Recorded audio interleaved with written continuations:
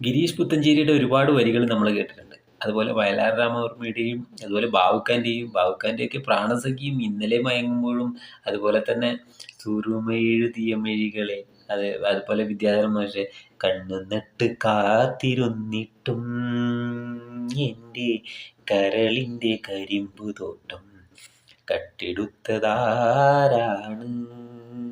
ഓ അതുപോലെ പിന്നെയും പിന്നെയും ആരോ കിനാവിൻ്റെ പടികടന്നെത്തുന്നു പതനിസ്വരം.